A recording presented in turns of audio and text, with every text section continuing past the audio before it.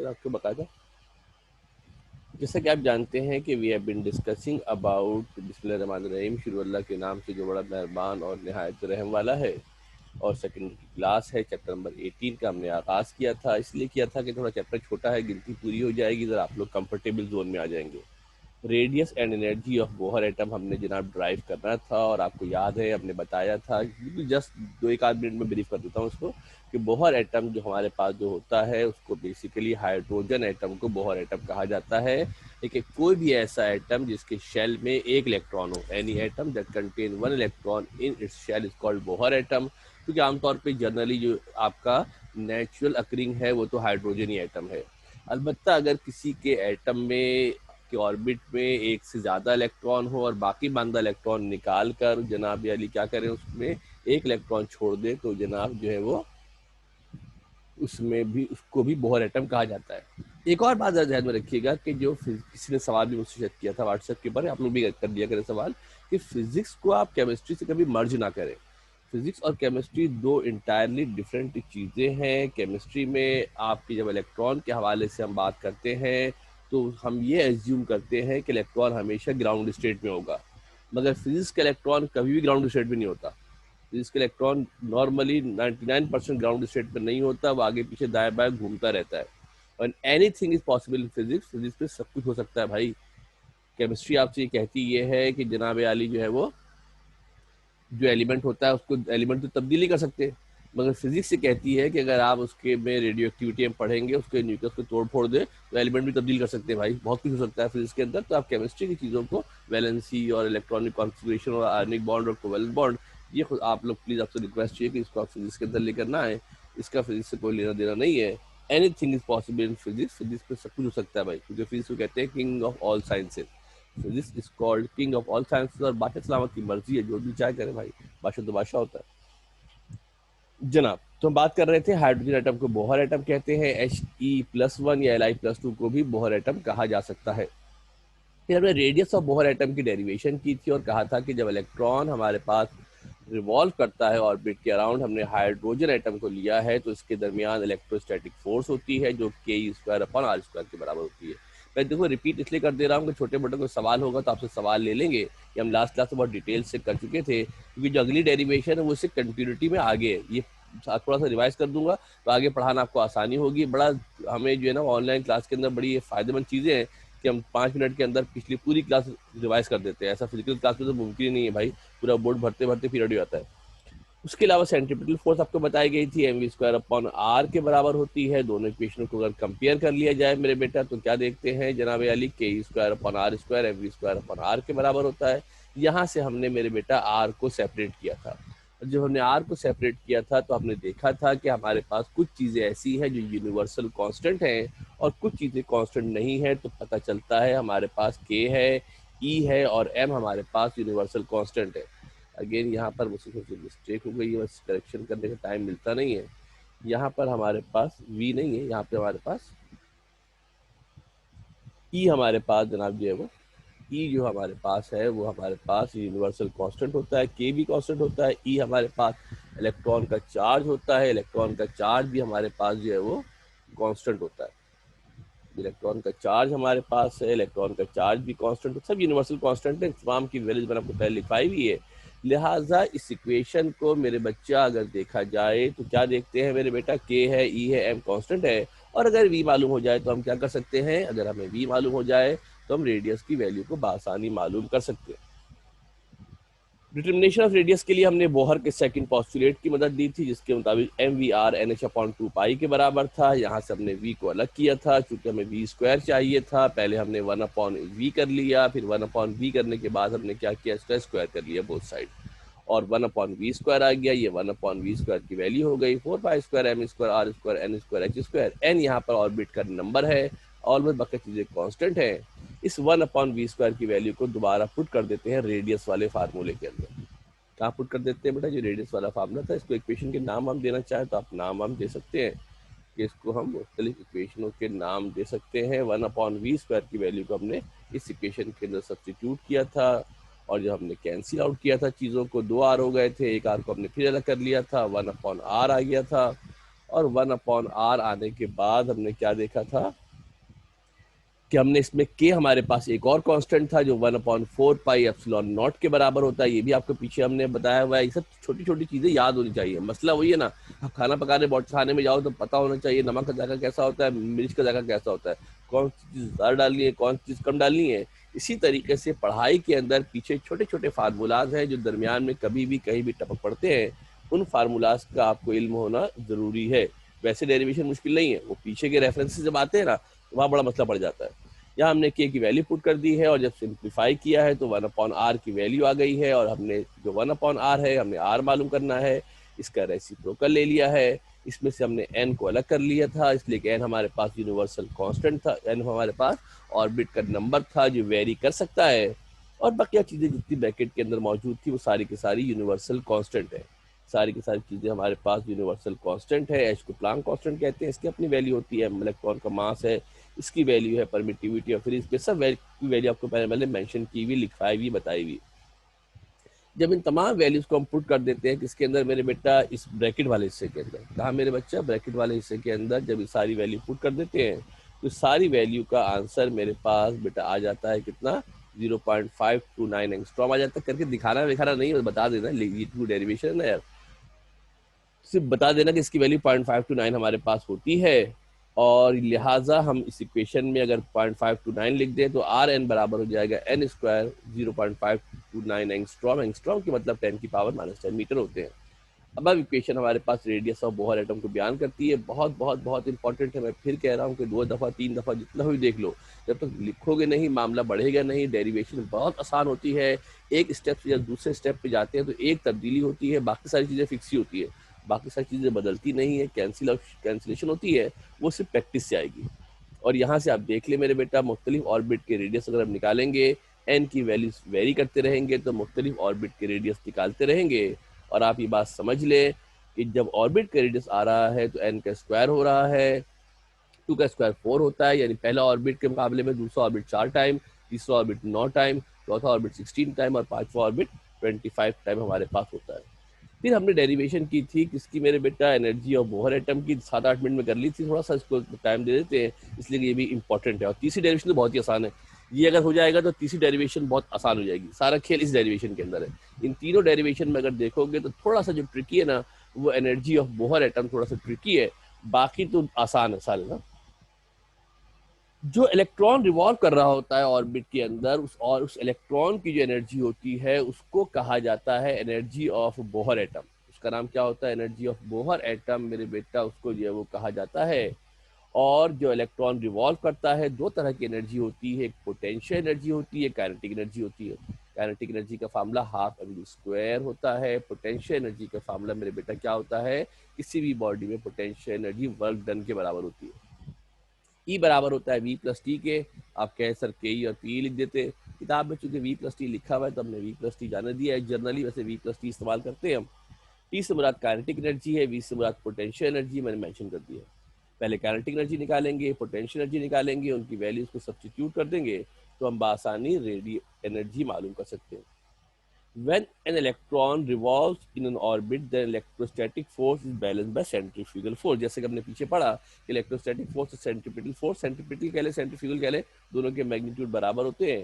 ये दोनों एक दूसरे को बैलेंस कर लेती हैं। के स्क्वायर अपॉन आर स्क्वायर बराबर होता है M V square upon R के। यहाँ ये बात वाजे रहे, ऊपर देख लो मेरे बेटा, यहाँ मेरे बच्चा ये बात वाजे रहनी चाहिए कि जो काइनेटिक एनर्जी होती है ना, वो काइनेटिक एनर्जी बराबर होती है हाफ एम वी स्क्वायर। इसके बराबर होती है बेटा हाफ एम वी स्क्वायर के जनाब अली हमारे पास जो वो बराबर होती है हाफ एम वी स्क्वायर के हमारे पास जनाब जो वो बराबर होती है। यानी अगर कहीं पर हाफ एम वी स्क्वायर आ जाएगा तो उसकी जगह पर हम क्या लिख सकते हैं मेरे बेटा, कहीं पर हाफ एम वी स्क्वायर आ जाएगा तो उसकी जगह पर काइनेटिक एनर्जी लिख सकते हैं। तो घपला हो गया ना, लिखा था 2 हो गया 3, 2 लिखना था 3 हो गया। Okay, half M V square के बराबर हमारे पास होता है। यहाँ से मेरे बेटा जब इक्वेशन को मैं देखता हूँ तो मुझे एम वी स्क्वायर तो नजर आ रहा है, हाफ नहीं है। अच्छा एक चीज और देख ले, यहाँ पर मेरे बेटा आर दोनों तरफ मौजूद है, एक तरफ स्क्वायर है एक तरफ अकेला आर है, तो स्क्वायर से एक आर कैंसिल हो जाएगा और हमारे पास जो इक्वेशन बचेगी वो बचेगी K square upon R into M V square. यहाँ से आर कैंसिल हो गया इसके साथ, एम वी स्क्वायर आ गया। काइनेटिक एनर्जी करनी है तो हाफ चाहिए, काइनेटिक एनर्जी है तो हाफ चाहिए, हाफ खुद से ला सकते हैं, मैथमेटिक्स हमें इजाजत देती है कि किसी भी नंबर से दोनों जाने मल्टीप्लाई कर सकते हैं। दोनों जाने क्या करते हैं बेटा, 1/2 से मल्टीप्लाई कर देते हैं, हाफ एम वी स्क्वायर हो जाएगा। के स्क्वायर अपॉन 2r के बराबर हो गया, के स्क्वायर अपॉन 2r के जनाब बराबर हो गया काइनेटिक एनर्जी। अब मालूम करेंगे पोटेंशियल एनर्जी। पोटेंशियल एनर्जी मालूम करने का बेसिक फार्मूला होता है क्या मेरे बेटा, पोटेंशियल एनर्जी मालूम करने का फार्मूला हमारे पास होता है क्या, work done, force into displacement. Work done के जरिए पोटेंशियल एनर्जी हम मालूम कर सकते हैं। इलेक्ट्रॉन को ऑर्बिट में ले जाने के लिए कोई वर्क किया जाता है, काम किया जाता है, जिसको हम नेगेटिव साइन से, माइनस साइन से रिप्रेजेंट करते हैं। या माइनस साइन इसलिए मेंशन की गई है कि जो इलेक्ट्रॉन है उस पर बाहर से काम किया गया होगा, एक्सटर्नल वर्क किया गया होगा, जिसकी वजह से हम माइनस साइन का इस्तेमाल करते हैं। एफ से मुराद फोर्स है, डी से और डी से मुराद क्या होगी, डिस्प्लेसमेंट होगी। यहाँ पर जो फोर्स होगी मेरे बेटा वो किसके बराबर होगी, के स्क्वायर अपॉन आर स्क्वायर के बराबर होगी। और जो डिस्प्लेसमेंट होगा वो आर के बराबर होगा। फोर्स किसके बराबर होगी, यहाँ लिखी हुई फोर्स, फोर्स बराबर किसकी होगी, के स्क्वायर अपॉन आर स्क्वायर के बराबर हमारे पास मेरे बेटा फोर्स होगी। ये इलेक्ट्रोस्टैटिक फोर्स है, जो इलेक्ट्रॉन बाहर गया है, वर्क किया गया है, फोर्स इलेक्ट्रोस्टैटिक फोर्स के बराबर होगी। डिस्प्लेसमेंट जो हुआ है किसके बराबर है मेरे बेटा, आर के बराबर डिस्प्लेसमेंट हुआ होगा। लिहाजा v बराबर हो जाएगा, एक आर से एक आर कैंसिल हो जाएगा, माइनस के स्क्वायर अपॉन आर के बराबर होगा।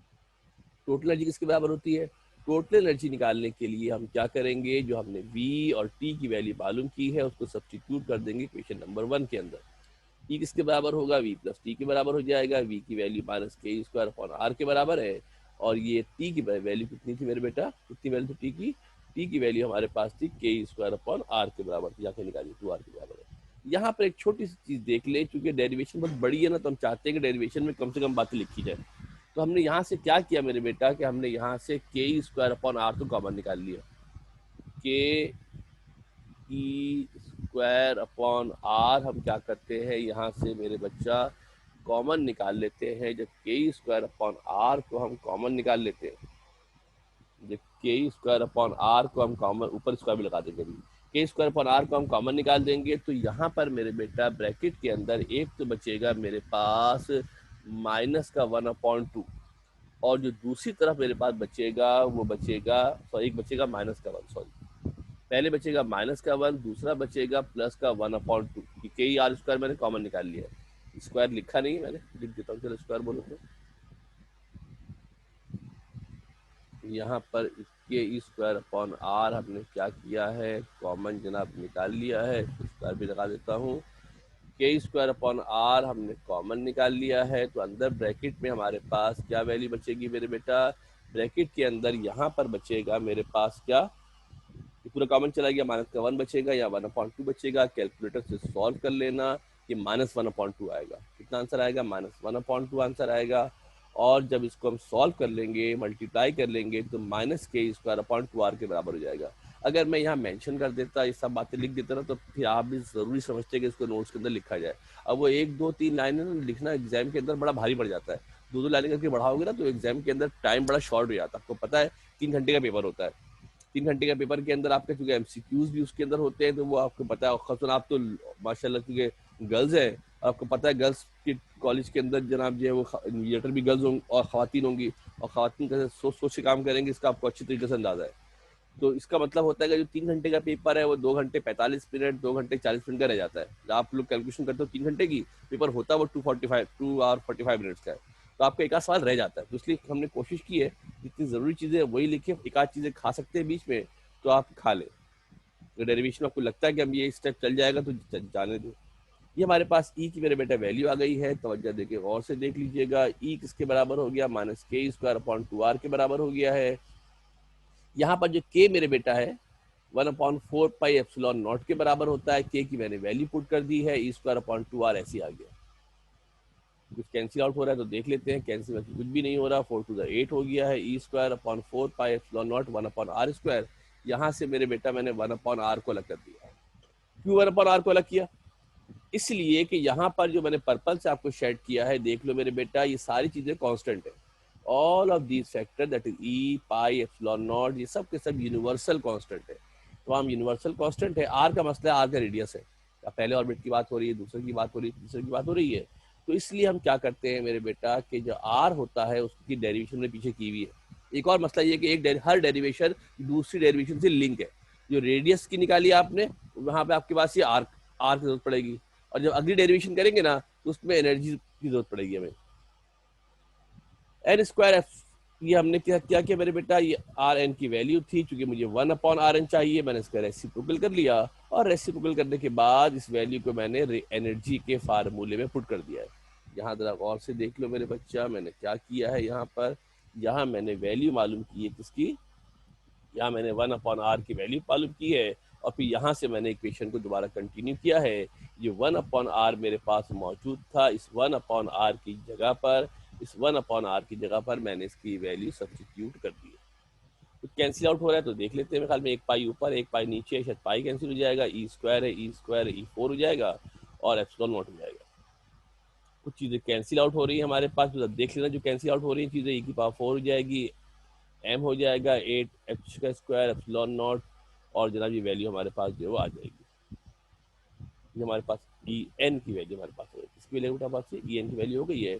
अब यहाँ पर एक और नई चीज़ आती है, एक तो होता है प्लांक कांस्टेंट, एक तो हमारे पास होता है प्लांक कांस्टेंट होता है, एक इसके अंदर मजीद मॉडिफिकेशन की गई है, इसके अंदर मजीद मॉडिफिकेशन की गई है, और h बराबर होता है 2 पाई h कट के।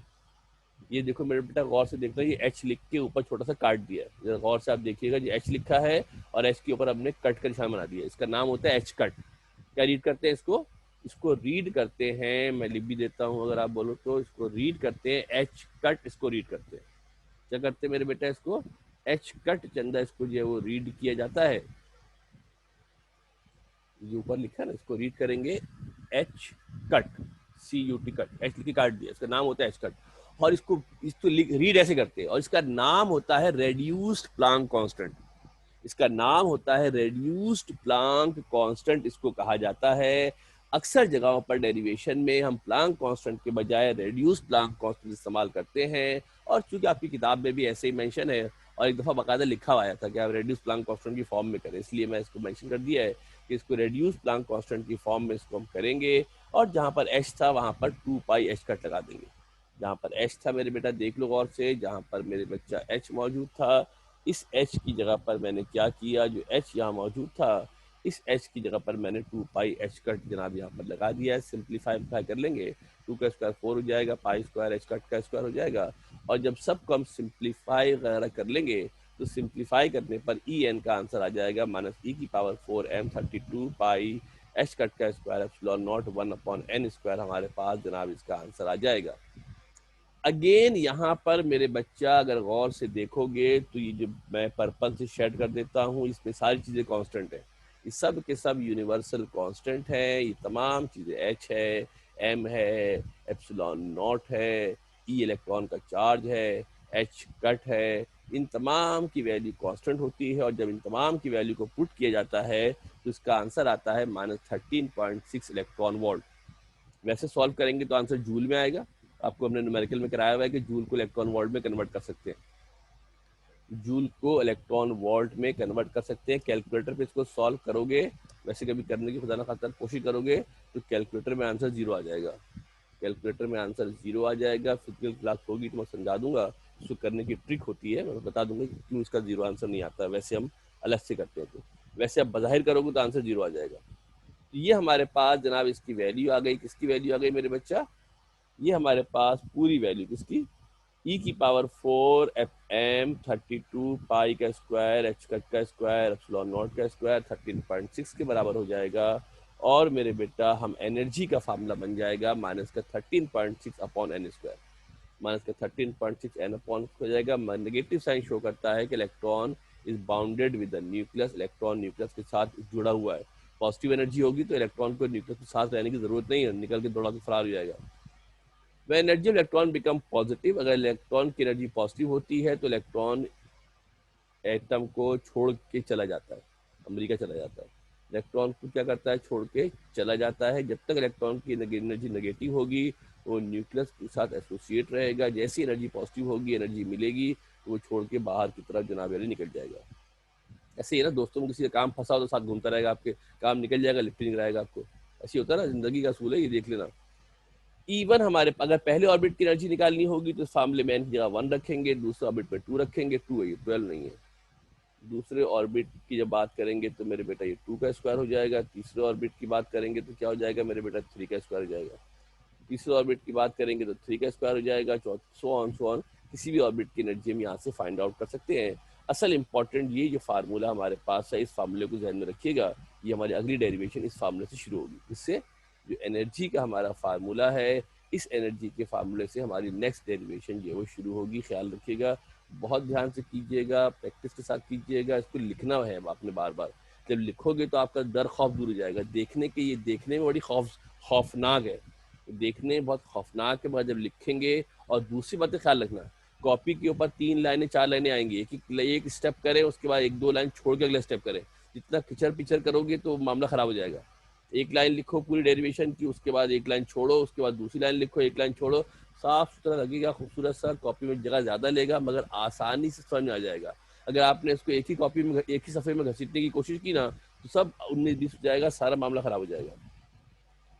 नेक्स्ट हमारे पास है वेव नंबर ऑफ रेडिएशन। आपको पता है कि जब इलेक्ट्रॉन जंप करता है, बोहर के तीसरे पॉस्टुलेट ने कहा था कि जब इलेक्ट्रॉन जंप करता है किसी हाई एनर्जी लेवल से लोअर एनर्जी लेवल में, तो वो एनर्जी इमिट करता है, रेडिएशन इमिट करता है। रेडिएशन का मतलब होता है एनर्जी इमिट करता है। जो एनर्जी होती है रेडिएशन होती है। जो रेडिएशन होती है वो पैकेट्स ऑफ एनर्जी होते हैं, जिनको फोटोन कहते हैं। बताया था आपको कि जो इलेक्ट्रोमैग्नेटिक रेडिएशन होते हैं, they are a packet of energy called photon, उनको फोटोन कहते हैं। इन रेडिएशन के वेव नंबर का, इन रेडिएशन के वेव नंबर का, एक सेकंड में कितनी वेव निकल रही हैं, इनके वेव नंबर का फार्मूला हमने ड्राइव करना है कि इनके वेव नंबर का फार्मूला क्या होगा। बहुत सिंपल सी डेरिवेशन है, देखने में बड़ी भयानक है, मगर इसका सारा खेल पीछे वाली डेरिवेशन से है, बाकी यहाँ कुछ भी नहीं है। When electron jumps from a higher energy level to lower energy level, then it radiates energy in the form of photon. Energy radiate करता है, एनर्जी रेडिएशन होती है। रेडिएशन की मतलब क्या होता है, फोटोन होते हैं। फोटोन क्या होते हैं, पैकेट ऑफ एनर्जी होते हैं, इनको क्वांटा भी कहा जाता है। The energy of radiation is the difference of the energy between two energy level. जो एनर्जी इमिट होती है, बोहर के तीसरे पॉस्टुलेट में कहा था, दोबारा यहाँ बता देते हैं। अगर ई आई एनर्जी है हाई एनर्जी लेवल की, ई एफ एनर्जी है किसकी, लो एनर्जी लेवल की। ई आई मेरे देख लो बेटा किसकी एनर्जी है, हायर की है, यहाँ डायग्राम में देख लो। ई एफ किसकी एनर्जी है, लो एनर्जी लेवल की है। जब इलेक्ट्रॉन जंप करता है हाई एनर्जी लेवल से लो एनर्जी लेवल में, तो रेडिएशन इमिट करेगा। क्या करेगा बेटा, रेडिएशन इमिट करेगा। ये रेडिएशन फोटोन की सूरत में होगी, जिसकी एनर्जी एच न्यू होती है। और एच न्यू किसके बराबर होता है, ई आई माइनस ई एफ के बराबर होता है। सुनना गौर से ध्यान से, डेरिवेशन बहुत आसान है, बस सर तवज्जो दे लेना। अब चूंकि एनर्जी का फार्मूला क्या होता है, जो पीछे ड्राइव किया, जो एनर्जी का फार्मूला होता है वो माइनस ई की पावर 4 एम अपॉन 8 एच का स्क्वायर एप्सिलॉन नॉट का square 1 upon M N square. ऐसी फार्मूला एनर्जी का जो पीछे ड्राइव किया है, जो पीछे मेरे बेटा हमने एनर्जी का फार्मूला ड्राइव किया है, यही फार्मूला है ना एनर्जी का, देख लो और से, यही फार्मूला हमारे पास एनर्जी का है। इसमें एक पाई स्क्वायर भी है। ये फार्मूला हमने एनर्जी का जनाब ड्राइव किया है, बल्कि हमने एनर्जी के इस वाले फार्मूले को इस्तेमाल किया भी। ये वाले फार्मूला हमने एनर्जी का इस्तेमाल किया है, बाद में वैल्यू पुट करेंगे। ये फार्मूला हमने एनर्जी का जनाब इस्तेमाल किया है, तवज्जो देके देख लो। एनर्जी का हमारे पास चूंकि ये फार्मूला होता है, अभी तक एच में है ये, तो लिहाजा मेरे बेटा जब मैं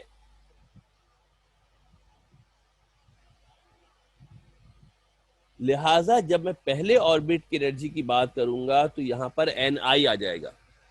देखो ये सब चीजें कांस्टेंट है इसके अंदर। यहाँ तवज्जो देख के मेरे बच्चा गौर से ध्यान से देख लो। जो ट्रिकी बात समझने की है, वो ट्रिकी बात ये है कि इस फार्मूले के अंदर मेरे बेटा ये तमाम चीजें कांस्टेंट है, सिर्फ एन एक अलग चीज है। जब मैं ई आई की बात करूंगा तो यहाँ पर क्या हो जाएगा मेरे बेटा, गौर से देख लें। जब मैं ई आई की बात करूंगा तो फर्क सिर्फ ये पड़ेगा कि एन आई आ जाएगा। जब मैं ई एफ की बात करूंगा, जब मैं ई एफ की बात करूंगा तो यहाँ पर क्या आ जाएगा, ई एफ आ जाएगा। बकिया सारी चीजें कांस्टेंट है। बकिया जो चीजें लिखी है मेरे बच्चा देख लो, ये तो कांस्टेंट ही है ना। जो बकिया चीजें हमारे पास है वो एनर्जी की कांस्टेंट वैल्यू है। यहाँ मैंने एक छोटा सा ट्रिकी तरह देख लीजिएगा कि थोड़ा सा करेक्शन कर लीजिएगा, शायद मुझसे लिखने में आगे पीछे हो गया है। करेक्शन थोड़ी सी आप भी कर लीजिएगा कि मैंने यहाँ पर एनर्जी डायरेक्ट एच कट वाली यूज़ की हुई है। यहाँ पर एनर्जी मैंने डायरेक्ट एच कट वाली एनर्जी मैंने इस्तेमाल की हुई है, तो यहाँ पर आप एच कट वाली एनर्जी लिखिएगा। ये जो एनर्जी यहाँ लिखी है ना, इसकी जगह पर आप एच कट वाली एनर्जी यानी ई की power 4m/32 pi square H cut का स्क्वायर एप्सिलॉन नॉट का स्क्वायर, ये वाली एनर्जी लिखिएगा। ये मैंने बेसिकली थोड़ा सा आगे पीछे हो गया। अब क्या देखते हैं मेरे बेटा, जो पर्पल से चीजें लिखी है कॉमन है, पहले वाले के अंदर भी दूसरे वाले के अंदर भी है, पहले वाले के अंदर भी है दूसरे वाले के अंदर भी है, इसको कॉमन निकाल लेते हैं। क्या करते हैं मेरे बेटा, इसको कॉमन निकाल लेते हैं। ई की power 4m/32 pi square H cut का स्क्वायर एप्सिलॉन का स्क्वायर, ये सब कॉमन हो गया। क्या आ गया, -1/ni का स्क्वायर प्लस 1/nf का स्क्वायर। यहाँ से क्या बचा, तो सब कॉमन चला गया ना बेटा, बाहर आ गया। ये सब चीजें जो मैंने पर्पल से बनाई थी, आप फिर तवज्जो से देख लो, कुछ भी नहीं किया मेरे बेटा, कुछ भी नहीं किया, सिर्फ चीजों को एक ही दफा चीजों को बार बार रिपीट किया है, बार बार लिखा है, कुछ भी नहीं किया। एक ही चीज है, वही बार बार रिपीट हो रही है, याद करने का नहीं है, ऊपर वाली चीज एग्जैक्ट कॉपी हुई है। फर्क सिर्फ क्या हुआ है, एन आई आया है, एन एफ आया है, कॉमन निकाल लिया हमने, माइनस कैन आई का स्क्वायर हो गया प्लस कैन एफ का स्क्वायर हो गया। माइनस वाले को पहले, प्लस वाले को पहले कर लेते हैं, माइनस वाले को बाद में कर लेते हैं। प्लस वाले को पहले कर लेते हैं, माइनस वाले को बाद में कर लेते हैं। ये शब्द डुप्लीकेट हो गया। प्लस वाले को पहले कर लेते हैं, माइनस वाले को बाद में कर लेते हैं। ये वैल्यू डुप्लीकेट हो लाइन ना। अब यहाँ पर मेरे बेटा हम जानते हैं कि एक फार्मूला होता है nu lambda is equal to C. जिस तरह F lambda is equal to V होता है ना, ये आपने मैट्रिक क्लास के अंदर पढ़ा होगा। ये आप लोगों ने जनाब मेरे बच्चा मैट्रिक क्लास के अंदर आप लोगों ने पढ़ा होगा, शायद फर्स्ट ईयर के अंदर ही पढ़ाया था हमने आपको कि एफ लैम्डा, लैम्डा होता है, मैं लैम्डा की जगह पर V left lambda is equal to V हमारे पास जनाब होता है। लैम्डा को मैं क्या करूँ, तो लैम्डा को एल लिख देता हूँ। F lambda is equal to V हमारे पास होता है। एफ फ्रीक्वेंसी होती है, लेमडा वेवलेंथ होती है, वी वेलोसिटी होती है। जब लाइट की बात करते हैं ना, तो लाइट की वेलोसिटी सी होती है। लाइट की वेलोसिटी क्या होती है, जो लाइट होती है उसकी वेलोसिटी सी होती है। तो एफ लेमडा बराबर होता है सी के, या न्यू किसके बराबर होता है, सी अपॉन लेमडा के। न्यू लेमडा सी के बराबर होता है, यूनिवर्सल कांस्टेंट है। F lambda equal to V का रिलेशन है। जब इस फार्मूले के तहत जब चाहे फ्रीक्वेंसी को वेवलेंथ में और जब चाहे वेवलेंथ को फ्रीक्वेंसी में तब्दील कर देंगे, तो क्या हो जाएगा मेरे बेटा, जो न्यू मैंने लिखा था, यहाँ तवज्जो देके गौर से देख लेना मेरे बच्चा, जो न्यू यहाँ पर लिखा हुआ था ये न्यू हट जाएगा। न्यू की जगह पर क्या आ जाएगा, सी अपॉन लेमडा आ जाएगा। जो न्यू है उसकी जगह पर सी अपॉन लेमडा हमारे पास आ जाएगा। खत्म खत्म पे डेरिवेशन है। सी हमारे पास, और एच बराबर होता है 2 पाई एच कट के, और जो एच हमारे पास होता है वो 2 पाई एच कट के बराबर होता है। तो मैंने क्या किया, पिछली इक्वेशन में जो एच सी अपॉन लेमडा था, एच की जगह पर 2 पाई एच कट लगा दिया, 2 पाई एफ सी अपॉन लेमडा। ये पीछे वाली इक्वेशन से सिर्फ कॉपी हुआ, होता ही है, इक्वेशन पिछले पेज पर आती है, मसला होता है। ये मैंने वैल्यू पुट की है किसकी मेरे बेटा, एच कट की चंदा हमने वैल्यू पुट कर दी है, कुछ भी नहीं किया, गौर से देखना। यहाँ हमने मेरे बेटा एच कट की हमने वैल्यू सब्सटीट्यूट कर दी है, और हमको मालूम करना है वेव नंबर। वेव नंबर 1/लेमडा को कहते हैं। यहाँ से 1/लेमडा अलग कर लेते हैं। 2 पाई एच सी जो मल्टीप्लाई हो रहा था, 2 पाई एच सी जो मल्टीप्लाई हो रहा था, ये दूसरी तरफ जाएगा तो क्या होगा मेरे बेटा, डिवाइड हो जाएगा। ये दूसरी तरफ जाएगा तो क्या होगा मेरे बेटा, डिवाइड हो जाएगा। इस पूरे को सिंप्लीफाई कर ले। सिंप्लीफाई क्या होगा मेरे बेटा, जब पावर एक जैसी उनकी एक तरफ कर लेते हैं, और जिनकी पावर ऐड हो रही हैं, जो पावर मल्टीप्लाई हो रही है, उसको देख लो, 32 टू द 64 हो जाएगा। e की पावर 4m है, 64 है, एक c आ जाएगा, एक पाई ये रहा, 2 पाई पहले से थे, पाई क्यूब हो जाएगा, एच कट का भी क्यूब हो जाएगा, एप्सिलॉन नॉट का स्क्वायर हो जाएगा। ये तो पूरा ऐसी कॉपी हुआ, 1/nf का स्क्वायर, 1/ni का स्क्वायर। यहाँ पर ये सारी चीजें कांस्टेंट है। अगेन मेरे बेटा अगर आप देखें तो लेफ्ट हैंड साइड पर ये आपके जो इक्वेशन है, इसके लेफ्ट साइड पर जितनी भी वैल्यू है, सब के सब वैल्यू कांस्टेंट है। ई पाई सब कांस्टेंट है। यहाँ पर ये सब के सब वैल्यू कांस्टेंट होती है। इसका नाम रखा गया है रेडबर्ग कांस्टेंट, से नाम सुना होगा आपने। इसका नाम होता है रेडबर्ग कांस्टेंट, इसको रिप्रेजेंट करते हैं आर एच से। इसका नाम होता है रेडबर्ग कांस्टेंट, इसको कहा जाता है। और इसको किससे रिप्रेजेंट करते हैं मेरे बेटा, इसको रिप्रेजेंट करते हैं आर एच से मेरे बेटा, इसको रिप्रेजेंट किया जाता है। रेडबर्ग कांस्टेंट इसका नाम होता है, इसको मेरे बेटा आर एच से इसको रिप्रेजेंट किया जाता है। और इसकी वैल्यू भी होती है, सिंप्लीफाई कर लेंगे, सॉल्व कर लेंगे तो इसकी वैल्यू होती है RH is called Rydberg constant, और इसकी वैल्यू होती है 1.097 इंटू 10⁻⁷ मीटर इनवर्स।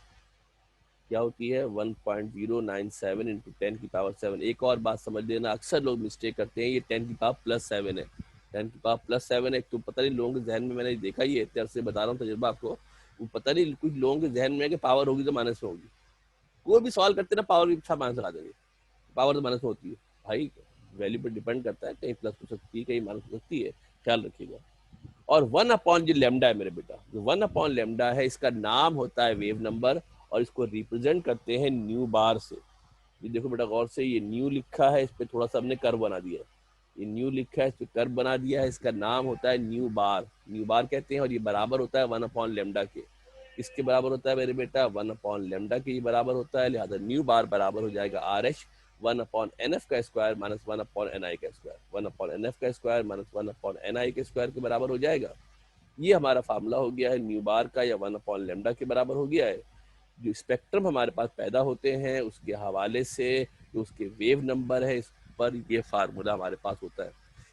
यहाँ ये बात वाज़ेह रहे कि स्पेक्ट्रम होता है उसका ताल्लुक वेवलेंथ से होता है। किसी ने पूछा मुझसे स्पेक्ट्रम की डेफिनेशन क्या होती है, तो आप जिस तरह कह सकते हो कि जो वेरिएशन ऑफ वेवलेंथ होती है उसको स्पेक्ट्रम कहते हैं। अब जब इलेक्ट्रॉन डिफरेंट ऑर्बिट से डिफरेंट ऑर्बिट पे जंप करेगा तो एनर्जी डिफरेंट इमिट करेगा। तीसरे से पहले में आएगा तो कुछ और होगी, उसकी वेवलेंथ अलग होगी, फार्मूला अलग है ना बेटा। जो वेवलेंथ है, जो लेमडा है, जो न्यू बार है, वो डिपेंड कर रहा है कौन सा ऑर्बिट से किस ऑर्बिट में आ रहा है, किस ऑर्बिट से किस ऑर्बिट में आ रहा है, लिहाजा डिफरेंट जगह डिफरेंट वेवलेंथ होगी। तीसरे से पहले में आएगा तो कुछ और होगी, पांचवे तीसरे से दूसरे में आएगा तो कुछ और होगी, पांचवे से तीसरे में आएगा तो कुछ और होगी। अलग अलग स्पेक्ट्रम पैदा होंगे। इन स्पेक्ट्रम को हमने स्टडी किया और स्पेक्ट्रम ऑफ हाइड्रोजन एटम इसको कहा गया। क्या कहा गया मेरे बेटा? इसको स्पेक्ट्रम ऑफ हाइड्रोजन एटम हमने जनाब इसको कहा है। अब हाइड्रोजन एटम के हम स्पेक्ट्रम को डिस्कस करने की कोशिश करते हैं कि हाइड्रोजन एटम का स्पेक्ट्रम क्या होता है। साइंटिस्टों ने हाइड्रोजन एटम से जब एनर्जी इमिट होती है, रेडिएशन इमिट होती है, तो उसको ऑब्जर्व किया। जैसे कि मैंने बताया कि जब इलेक्ट्रॉन डिफरेंट ऑर्बिट से डिफरेंट ऑर्बिट पे जंप करेगा तो एनर्जी डिफरेंट होगी। एनर्जी क्या होगी? डिफरेंट होगी। एनर्जी डिफरेंट होगी तो वेवलेंथ डिफरेंट होगी। वेवलेंथ डिफरेंट होगी तो स्पेक्ट्रम डिफरेंट होगा। इन स्पेक्ट्रम को ऑब्जर्व किया गया और हमें पता चला, जब हमने स्पेक्ट्रम को ऑब्जर्व किया तो हमें 5 डिफरेंट तरह के स्पेक्ट्रम नजर आए। कितनी तरह की मेरे बेटा? 5 डिफरेंट तरह के स्पेक्ट्रम नजर आए हैं। When electron jump from high energy level to lower energy level, it radiates energy which appears in the form of spectral lines. जो एनर्जी होती है वो स्पेक्ट्रल लाइन की सूरत में हमारे पास होती है। स्पेक्ट्रल लाइन का मतलब होता है जो डिफरेंट वेवलेंथ अलग अलग नजर आती है ना, उसको स्पेक्ट्रल लाइन कहते हैं।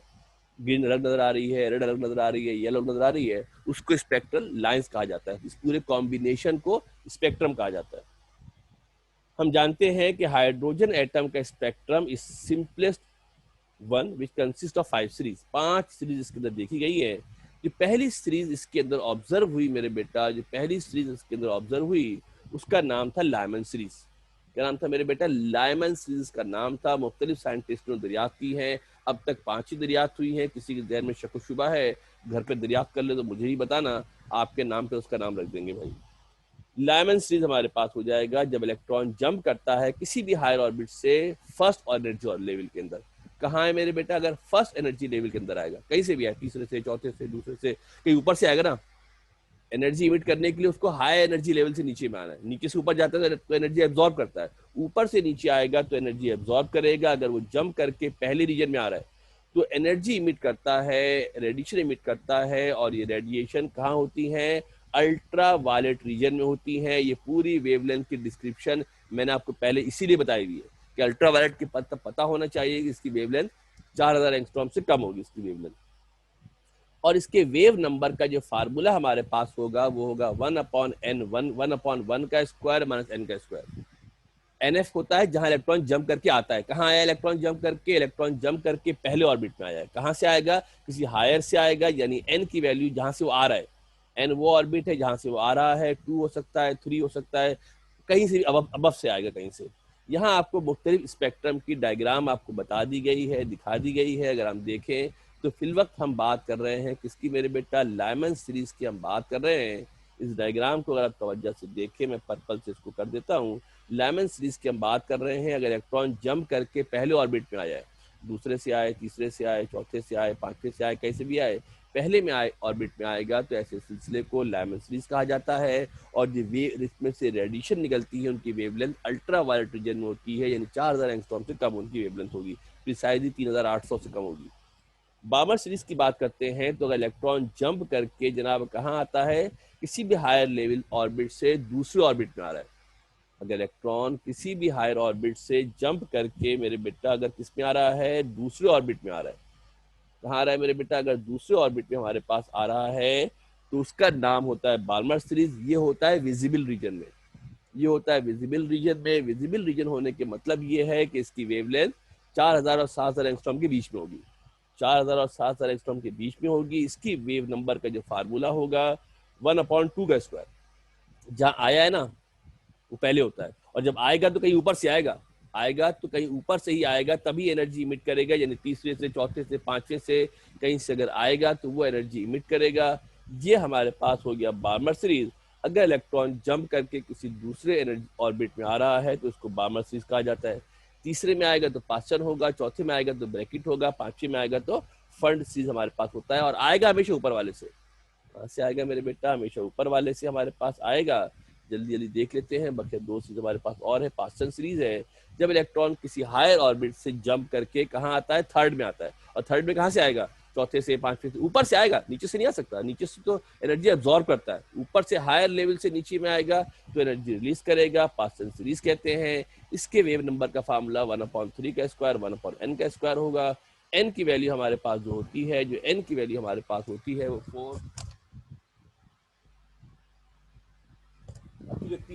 अब चूंकि तीसरे में आया है तो n की वैल्यू हमारे पास 4 होगी, 5 होगी, 6 होगी, कहीं और से हमारे पास जनाब जो ये आएगा। यहाँ फिर देख ले, डायग्राम दोबारा हमको बना दी है, मुख्तलिफ ऑर्बिट आपको नजर आ रहे हैं। पहले में आया था लाइमन था, दूसरे में बाल्मर है, तीसरे में आया पास्चन है। इसी तरीके से मेरे बेटा अगर ये चौथे ऑर्बिट में आ जाएगा तो उसका नाम ब्रैकेट सीरीज होगा। और अगर और उसके ये जो होता है पास्चन, ये होता है इंफ्रारेड रीजन में। याद रखना है, एग्जाम में एमसीक्यू आते हैं, एग्जाम में आता है एमसीक्यूज के पास्चन सीरीज डैश रीजन में होता है, बार्मर सीरीज डैश रीजन में होती है, तो आपको याद होना चाहिए, एमसीक्यूज के अंदर भी काम आएगा, न्यूमेरिकल के अंदर भी काम आएगा। And the last one is the fund series, जब इलेक्ट्रॉन जंप करके हमारे पास किसमें आता है, पांचवें ऑर्बिट में आता है। पांचवें में आएगा तो छठे से, सातवें से, आठवें से, कहीं ऊपर से आएगा, कहीं ऊपर से ही हमारे पास जनाब आएगा। टाइम बिल्कुल शॉर्ट है, खत्म हो गया, किसी वक्त क्लास हमारी एंड हो जाएगी। काम जितना सोचा था इतना मैंने करवा दिया है। यहाँ बोहर की तमाम डेरिवेशन मुकम्मल हो गई है, यहाँ बोहर की तमाम डेरिवेशन मुकम्मल हो गई है, सिर्फ न्यूमेरिकल हो गए, ऑलमोस्ट चैप्टर कंप्लीट है, ऑलमोस्ट चैप्टर हमारा कंप्लीट है। मंडे को ऑनलाइन क्लास होगी, मंडे को ऑनलाइन क्लास होगी, मैं टाइम बता दूंगा आप लोगों को। आज शाम को आपको नई क्लासों का टाइम टेबल मिल जाएगा। सब्जेक्ट मंडे को वो होंगे जो नए टाइम टेबल के मुताबिक होंगे, केमिस्ट्री नहीं होगी, फिजिक्स और मैथ्स होगी।